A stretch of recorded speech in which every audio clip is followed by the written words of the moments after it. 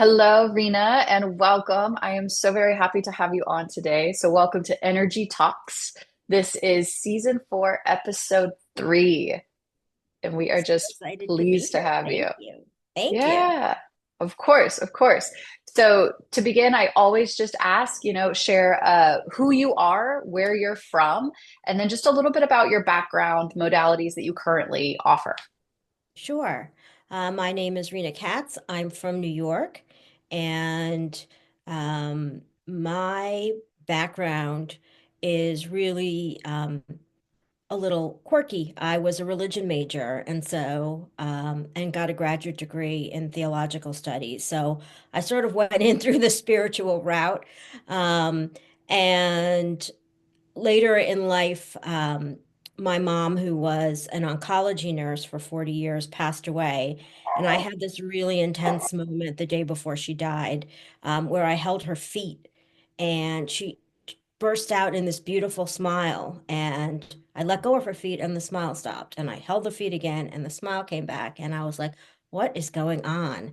And there was some sort of exchange in that moment that I can't quite explain, but it was really like all my mother's um, focus on helping people heal, I sort of felt somehow got transmitted to me. And after that, I started connecting the dots with my interest in religion and spirituality and started taking a lot of different modalities. So through the years, I'm a Reiki master, a Lightarian Reiki master. I'm an IET master instructor. I'm a 13th octave Lahochi master instructor. I'm a spinal energetics level 2 practitioner. I'm an angel reader. I'm a Bach flower remedies practitioner. I can't even remember. I'm sure I'm leaving. Oh, I'm a vagus nerve, healing the vagus nerve practitioner. And I've done a couple of apprenticeships and mentorships that have been really great.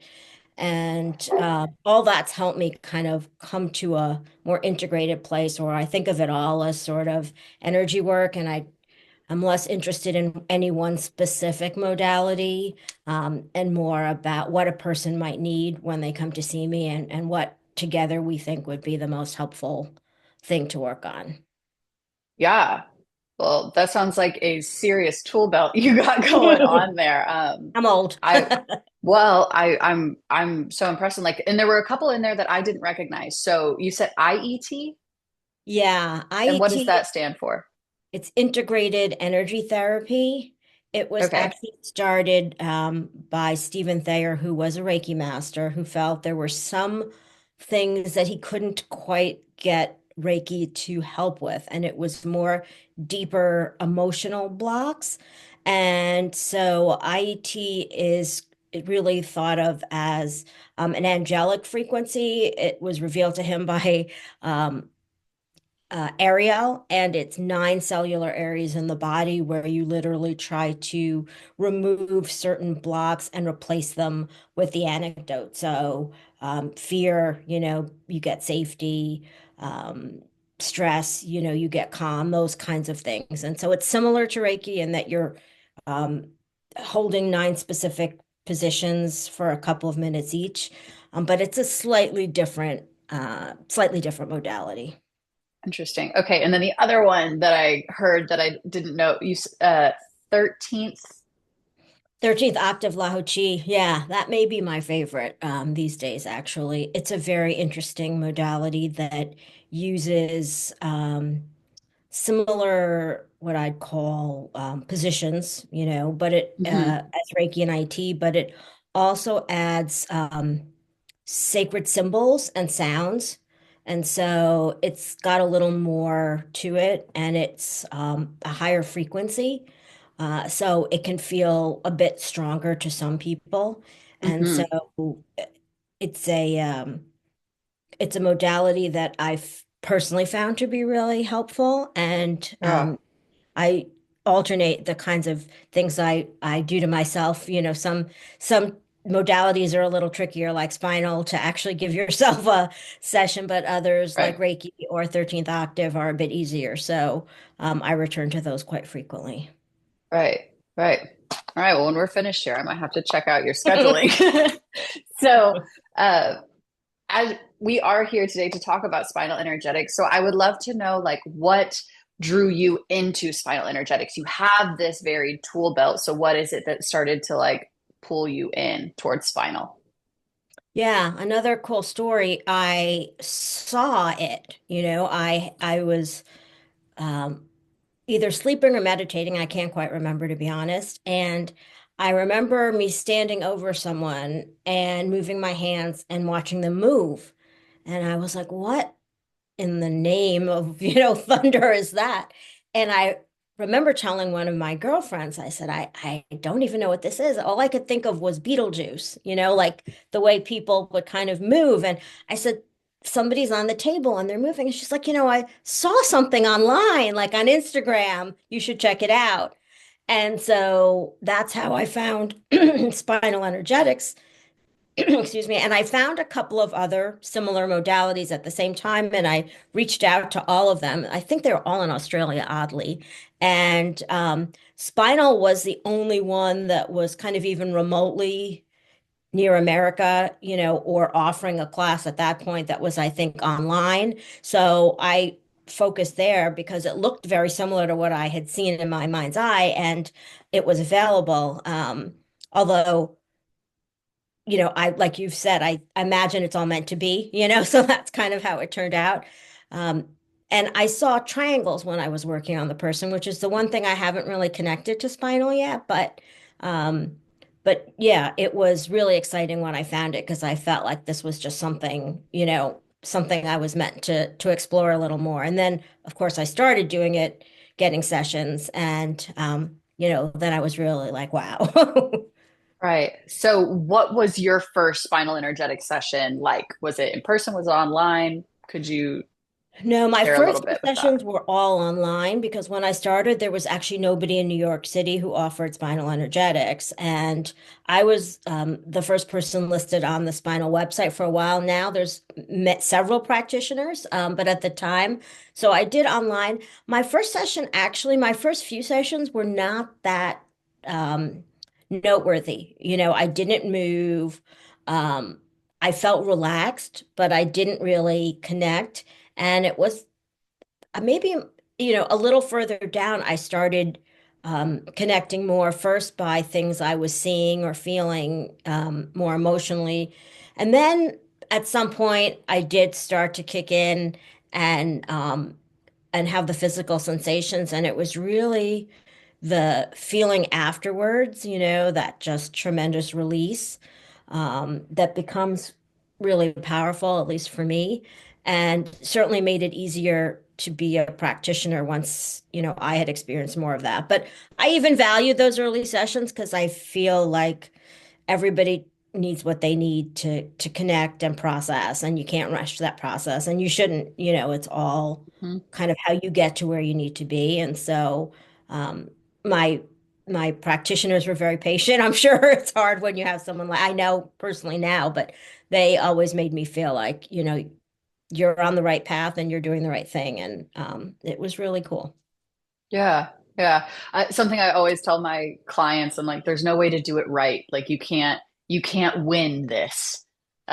Is something that I always end up telling my clients because people are like, I want to do a good job. I want to do well. And like you showing up is fantastic to start. Right. Yeah, I say So something similar too.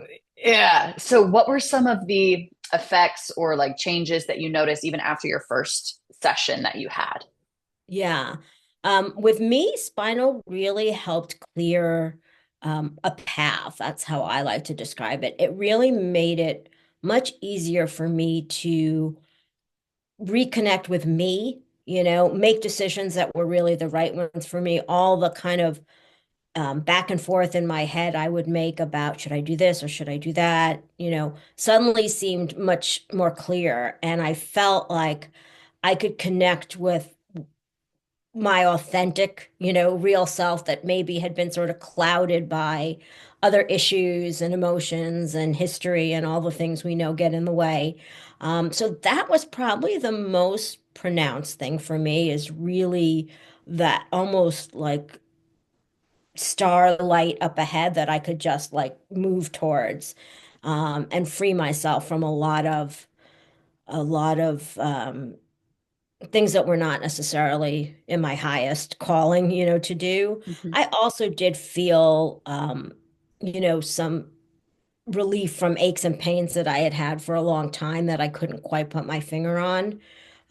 Some of them went away with spinal, others got better, but are still there. And so it's all a process, which is what I tell people too, right? I think it's more unusual than not that you just something completely, clears immediately. It's kind Mhm. of you have to put in the process and figure out, put in the work to sort of see where things are moving for you. But I found it very helpful, and I think that people don't realize that even if they want to heal, um, holding on to all of the stories and old beliefs and stress take up so much energy from your body that it can't function well, that it could be Mhm. hurting in ways you're not even clear because so much energy is going into just keeping things the way they are. And so I think that's kind of what happened to me, that when I was able to let go, literally, it just was so freeing that things became more clear and it was easier to do everything I was doing. Yeah. Yeah. So you spoke a lot about like internal changes. What did you maybe notice like external, maybe in relationships, partnerships, coworkers, things like that? Did you see or feel any shifts or changes in those dynamics? Yeah, I think it all does relate to my ability to be more me, So Mhm. um, I was able to make some very dramatic changes, in relationships that were not really in my best interest, and kind of clear the cobwebs and not blame anyone about it, but just know Right. it's time to move on. I made some big life moves that I had thought about for a long time and felt more free to do. I'm in the process of leaving a job that I was in for a while.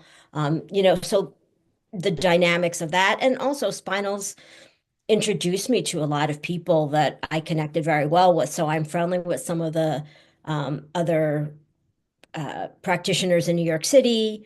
And so it's added, another layer of like-minded people where maybe I moved away from other things that Yeah. were kind of, in the past. Yeah, definitely. I mean, that's something that I'm so grateful about too, is the people that I've met along the way by becoming a spinal energetics practitioner. Like they're invaluable. I'm just like, oh, how did I, truck through life without having these amazing people, just as like role Totally. models, mentors, and just like people that you're just like, wow, like, so I'm just constantly impressed and amazed by the people that I found through spinal energetics. Yeah, Um, it's a great community. yeah. So you had spoke about like your first few sessions, you didn't actually move. You didn't actually have, those big, like we see on Instagram movements, experiences, releases. So what was it that kept you coming back to spinal? What was it that kept you coming back to the table, back to your sessions? Yeah, that's a good question. I was at that point studying spinal level one online. If I hadn't been so interested in it personally, I'm not 100% sure I would have kept going, to be honest. Mhm. But I felt like I was onto something. And I felt like, for whatever reasons, because I do a lot of energy work, it might happen faster, but I tried not to have any judgment about it. And I think because around my third session, I did start to, I saw a butterfly and it stayed with me the whole session. And um, so, whereas the first two sessions were more, relaxing and maybe just, very small, tiny movements. The third session I felt was a sign, of transformation. The Mhm. fourth session, I started to get hot and cold and see, feel certain emotions. So I think it sort of slowly started being more impactful enough to keep me interested in seeing. And I think it was around that fourth or fifth session that I did start to have some movement, not earth shaking, Right. but movement. And then after that, it really did kind of, you know, I'd say now it's more unlikely that I don't move in a session, although level two, you move less. Um, but but yeah, I'm grateful for the process, and I think that's what I tell clients too, that I know we all want to be the Instagram girl. Um, but there's lots of different ways to experience spinal, and sometimes Mm. it's more mental or emotional than it is physical, and that's just as valuable. And to Right. not discount any experience. Um, and because I went through it myself, maybe it makes it easier for people to understand because I'm not just saying it, and was one of the people that can't relate. So I felt there was something like a string kind of pulling, and I just Yeah. let it unravel. Yeah, that's beautiful. Honestly, I really admire like your commitment to sticking with the practice, especially if you weren't quite getting the satisfaction or Yeah, like that yeah, result that you were necessarily hoping for. But also it's good to like kind of separate yourself from expectations and to just be willing to receive what it is that you're needing in that moment. So I think that's exactly. a beautiful lesson for the journey that you've had. If This is my favorite question to ask everyone, but if you could describe spinal energetics with just one word, what would that be?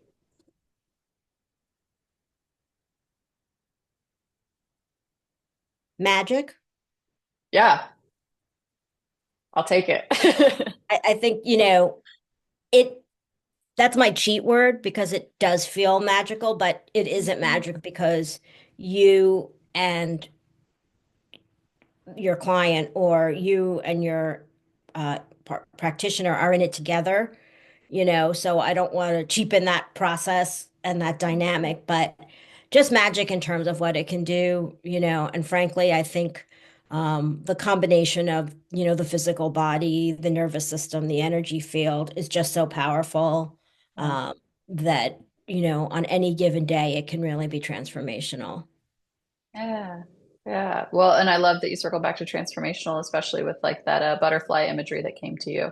Like it's such a transformative journey. And I can also relate and attest to that myself of like, I definitely felt like a caterpillar at the start of this and to like have that growth and expansion. I do. I feel like spinal energetics has just given me the opportunity to spread my wings um, and What just word did you fly. pick?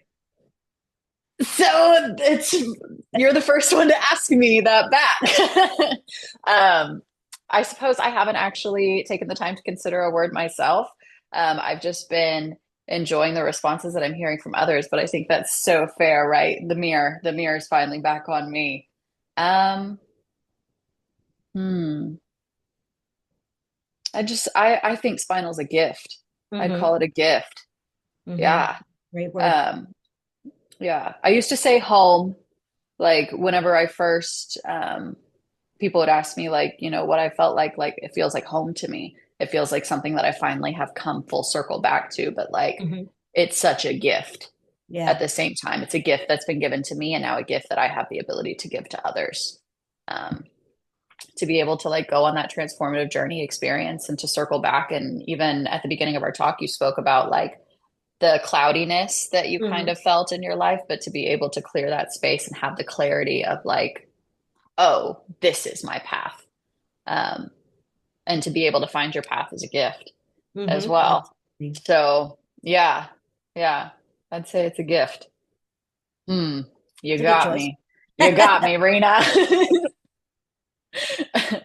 So, um, well, Rena, it's been an absolute pleasure to be able to sit and to chat with you. I was hoping to wrap things up. If you could tell anyone who's listening where they can find you, be it a social media handle, a website, and maybe, do you offer in person? Do you offer online? What can they expect when they book from you? Sure. My Instagram handle is Mrs. R Katz, Katz, and my website is Rina Katz, RINAKATZ.com. I do in person and online. And as I mentioned in the beginning, I really try to create sort of bespoke sessions. So if you're interested specifically in spinal, which is the focus of this podcast, of course, that can be the focus of your session. But if you're not quite sure what kind of energy work you're interested in or what would be most helpful, um, I am perfectly happy to kind of have a conversation and talk about what would best serve you that day and kind of create a session around that. And so my sessions are about 75 minutes long, which is a little on the long side, but I do like to talk to people before and after. And I do imbue a lot of nature into almost everything that I do, even spinal. I tend to use some crystals after a spinal session that are known for calming the nervous system. And sometimes I'll just use those for a few minutes as a way to kind of close the session. So Mm. easier to see that in person, but it still works online, as I'm sure all your other interviewees will tell you. So feel free to reach out. Awesome. Rena, thank you so, so very much. It was a pleasure, and I look forward to following your work and to hearing more about what you're doing. So, Awesome. Thank yeah, thank you. you and take care. Have a great day.